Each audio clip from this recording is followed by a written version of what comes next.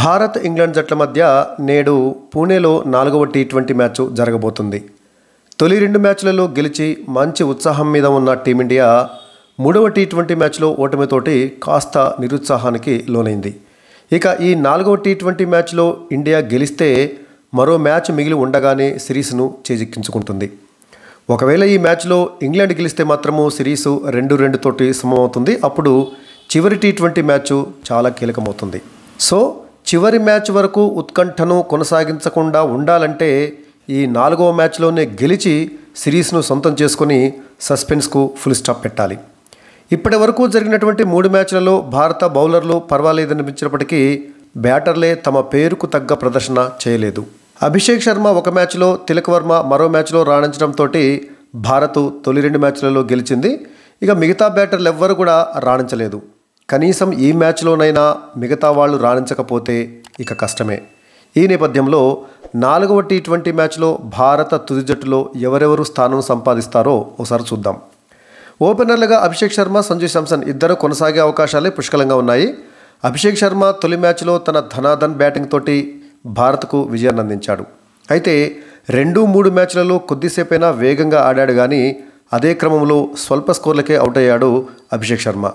వేగంగా ఆడటమే కాదు, నిలకడగా ఆడటం కూడా ముఖ్యమేనని అభిషేక్ శర్మ గుర్తించాల్సిన అవసరం ఉంది. ఇక మరో ఓపెనర్ సంజు శాంసన్. అద్భుతమైనటువంటి ప్రతిభ ఉన్నప్పటికీ దానికి తగ్గ న్యాయం చేయలేకపోతున్న సంజు శాంసన్ ఎప్పుడు సెంచరీ చేస్తాడో, ఎప్పుడు సింగిల్ డిజిట్కే అవుట్ అవుతాడో ఎవరికీ తెలియదు. ఈ మ్యాచ్లోనైనా నిలబడి భారీ స్కోరు సాధిస్తాడని అభిమానులు ఆశిస్తున్నారు. ఇక 3వ స్థానంలో ఒకసారి సూర్యకుమార్ యాదవ్, మరోసారి తిలక్ వర్మ బ్యాటింగ్కు దిగుతున్నారు. ఒకవేళ అభిషేక్ శర్మ ముందు అవుట్ అయితే తిలక్ వర్మ వస్తున్నాడు, ఎందుకంటే లెఫ్ట్ హ్యాండర్ అవుట్ అయితే 3 లెఫ్ట్ హ్యాండర్ బ్యాటింగ్కి రావాలని చెప్పేసి. ఒకవేళ సంజు శాంసన్ ముందు అవుట్ అయితే సూర్యకుమార్ యాదవ్ బ్యాటింగ్కి వస్తున్నాడు, ఎందుకంటే Sanju Samson right hand batter, Suryakumar Yadav కూడా రైట్ హ్యాండ్ బ్యాటర్. అంటే ఆ లెఫ్ట్ రైట్ హ్యాండర్ ఆ కాంబినేషన్ కొనసాగించాలని చెప్పేసి ఆ విధంగా ఒకసారి తిలక్ వర్మ, ఒకసారి సూర్యకుమార్ యాదవ్ బ్యాటింగ్కి వస్తున్నారు. అయితే 3వ స్థానంలో వచ్చినప్పుడల్లా తిలక్ వర్మ అదరగొడుతున్నాడు.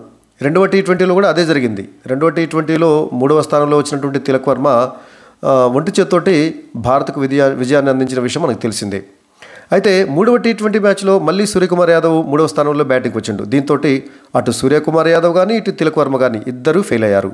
సో 3వ స్థానంలో ఖచ్చితంగా తిలక్ వర్మనే బ్యాటింగ్కు దిగాల్సిన అవసరం ఉంది.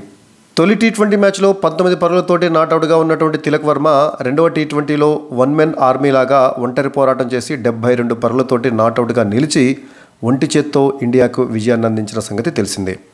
అయితే 3వ టీ20 మ్యాచ్లో 4వ స్థానంలో బ్యాటింగ్కి దిగినటువంటి తిలక్ వర్మ విఫలమయ్యాడు. ఇక ఈ 4వ మ్యాచ్లో తిలక్ వర్మ మళ్ళీ 3వ స్థానంలోనే బ్యాటింగ్కు దిగాల్సినటువంటి అవసరం ఉంది. అందరి కోరిక కూడా అదే. 3వ స్థానంలో దిగితేనే రాణిస్తారా లేకపోతే రాణించరా అని ఒక డౌట్ రావచ్చు.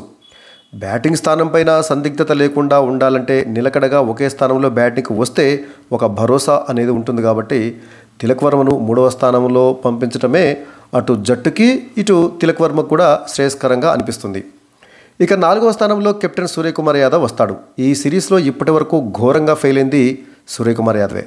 తొలి మ్యాచ్లో డక్అవుట్ అయినటువంటి సూర్యకుమార్ యాదవ్ 2వ మ్యాచ్లో 12 పరుగులు, 3వ మ్యాచ్లో 14 పరుగులు చేసి అవుట్ అయ్యాడు. కెప్టెన్గా ఈ మ్యాచ్లో తన బ్యాటింగ్ తోటి భారత్కు విజయాన్ని అందించేటటువంటి బాధ్యత స్కై పైన ఉంటుంది. ఈ మ్యాచ్లో కూడా ఒకవేళ సూర్య విఫలమైతే రోహిత్ శర్మకు ఎదురైనటువంటి విమర్శలని ఇతడు కూడా ఎదుర్కోవాల్సి వస్తుంది. ఇప్పటికే సోషల్ మీడియాలో సూర్యకుమార్ యాదవ్ పైన విమర్శనాస్త్రాలు ఎక్కుపెడుతున్నారు. వీటికి ఇక్కడితోటి ఫుల్ స్టాప్ పెట్టాలంటే ఈ మ్యాచ్లో స్కై రాణించాల్సినటువంటి అవసరం ఎంతైనా ఉంది.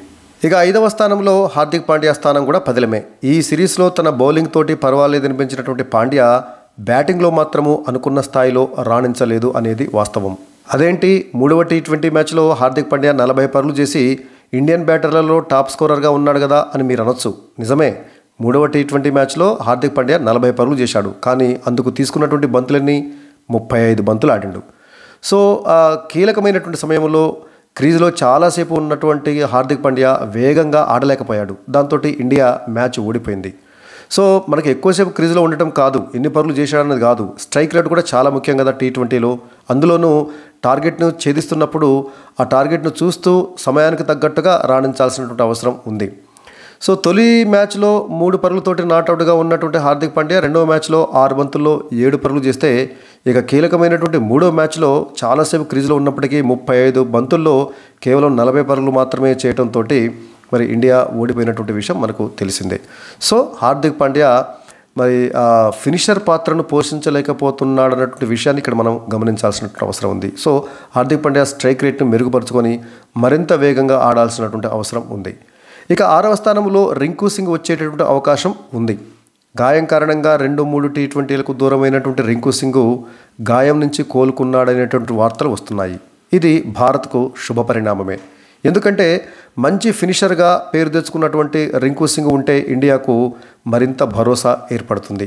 తొలి టీ20 మ్యాచ్ ఆడినటువంటి రింకు సింగ్కు అక్కడ బ్యాటింగ్ చేసేటువంటి అవకాశం రాలేదు. ఆ తర్వాత 2-3 మ్యాచ్లకు గాయంతో దూరమయ్యాడు. అయితే ఇప్పుడు ప్రస్తుతము గాయం నుంచి కోలుకున్నాడు, అందుబాటులో ఉన్నాడని చెప్పేసి వార్తలు వస్తున్నాయి. కాబట్టి రింకు సింగ్ ఆడితేనే ఇండియాకు అడ్వాంటేజ్గా ఉంటుంది.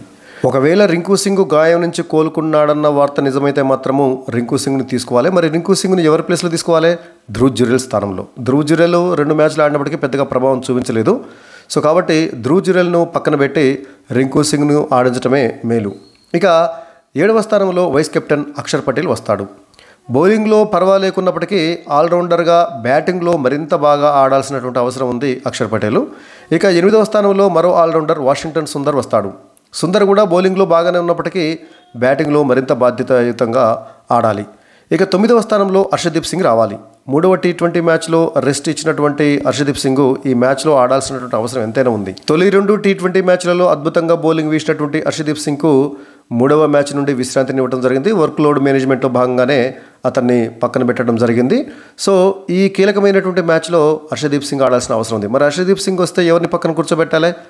సో రవి బిష్ణోయ్. ఎందుకంటే భారత జట్టులో మొన్న ఆడినటువంటి 3వ టీ20 మ్యాచ్లో 4 స్పిన్నర్లు ఆడినరు. 4 ఆడాల్సిన అవసరం లేదు. పైగా 3వ టీ20 మ్యాచ్లో రవి బిష్ణోయ్ చాలా ధారాళంగా పరుగులు ఇవ్వడం జరిగింది. సో రవి బిష్ణోయ్ స్థానంలో హర్షదీప్ సింగ్ను జట్టులోకి తీసుకొస్తే మంచిగా ఉంటుందనేది నా అభిప్రాయం. ఇక 10వ స్థానంలో మహమ్మద్ షమీ వస్తాడు. 14 నెలల సుదీర్ఘ విరామం తర్వాత మరి మొన్ననే 3వ టీ20 మ్యాచ్ ఆడినటువంటి షమీ పర్వాలేదు అనిపించాడు. 3 ఓవర్లు బౌలింగ్ వేసిండు. అయితే వికెట్లు ఏమి తీయకున్నప్పటికీ బౌలింగ్ బాగానే చేశాడని చెప్పాలి. ఇక చివరి స్థానంలో అంటే 11వ స్థానంలో మిస్టరీ స్పిన్నర్ వరుణ్ చక్రవర్తి బ్యాటింగ్కి వస్తాడని చెప్పాలి. ఈ సిరీస్ మొత్తంలో ఇప్పటి వరకు వరుణ్ చక్రవర్తి అద్భుత బౌలింగ్ ప్రదర్శన చేసి హయ్యెస్ట్ వికెట్ టేకర్గా ఉన్న విషయం మనకు తెలిసిందే. అతడు ఈ మ్యాచ్లో కూడా భారత్కు తూర్పు ముక్క అయ్యే అవకాశం ఉంది. సో మొత్తంగా చూసినట్లయితే భారత తుది జట్టులో 3 స్పిన్నర్లు ఉంటారు. వరుణ్ చక్రవర్తి, అక్షర్ పటేల్, వాషింగ్టన్ సుందర్. వీళ్ళు 3 స్పెషలిస్ట్ స్పిన్నర్లు అని చెప్పాలి. ఇక అదేవిధంగా పార్ట్ టైం స్పిన్నర్గా అభిషేక్ శర్మ కూడా ఉంటాడు. 3వ టీ20 మ్యాచ్లో అభిషేక్ శర్మ కూడా ఒక ఓవర్ వేసి ఒక వికెట్ తీసిన సంగతి మనకు తెలిసిందే. ఇక జట్టులో 3 పేసర్లు ఉంటారు. మహమ్మద్ షమీ, హర్షదీప్ సింగ్ వీరిద్దరూ స్పెషలిస్ట్ పేసర్లు. అదేవిధంగా ఆల్రౌండర్ హార్దిక్ పాండ్యా కూడా ఈ సిరీస్లో మంచిగానే బౌలింగ్ చేస్తున్న సంగతి మనకు తెలిసిందే. అంటే మొత్తంగా 7 బౌలింగ్ ఆప్షన్లు ఉంటాయి అన్నమాట. అంటే 4 స్పిన్నర్లు, 3 పేసర్లు, 7 బౌలింగ్ ఆప్షన్స్ ఉంటాయి కాబట్టి బాగానే ఉంటుంది. ఇక ఆల్రౌండర్లుగా 3 ఉంటారు. ఎవరెవరు? హార్దిక్ పాండ్యా, అక్షర్ పటేల్, వాషింగ్టన్ సుందర్. సో ఈ కాంబినేషన్ విన్నింగ్ కాంబినేషన్గా ఉంటుందనేది నా అభిప్రాయము. దీని ప్రకారం చూసినట్లయితే 4వ టీ20లో భారత తుది జట్టులో ఆడేటటువంటి అవకాశం ఉన్న ఆటగాళ్ల విషయానికి వచ్చినట్లయితే ఓపెనర్లుగా అభిషేక్ శర్మ, సంజు శాంసన్, 3వ స్థానంలో తిలక్ వర్మ, 4వ స్థానంలో సూర్యకుమార్ యాదవ్, 5వ స్థానంలో హార్దిక్ పాండ్యా, 6వ స్థానంలో రింకు సింగ్, 7వ స్థానంలో అక్షర్ పటేల్, 8వ స్థానంలో వాషింగ్టన్ సుందర్, 9వ స్థానంలో హర్షదీప్ సింగ్, 10వ స్థానంలో మహమ్మద్ షమీ, 11వ స్థానంలో వరుణ్ చక్రవర్తి. ఈ కాంబినేషన్ బాగా ఉంటుందనేది నా అభిప్రాయం. సో 3వ టీ20 మ్యాచ్లో ఆడినటువంటి ధ్రువ్ జురెల్, రవి బిష్ణోయ్ల స్థానంలో రింకు సింగ్, హర్షదీప్ సింగ్లను తీసుకోవాలనేది నా అభిప్రాయం. ఒకవేళ రింకు సింగ్ ఫిట్ కాకపోతే మాత్రము పేస్ ఆల్రౌండరు, హిట్టరు రమన్దీప్ సింగ్ను తీసుకోవాలి. మరి భారత తుది జట్టుపై మీ అభిప్రాయం ఏమిటో కామెంట్ సెక్షన్లో కామెంట్ చేయండి.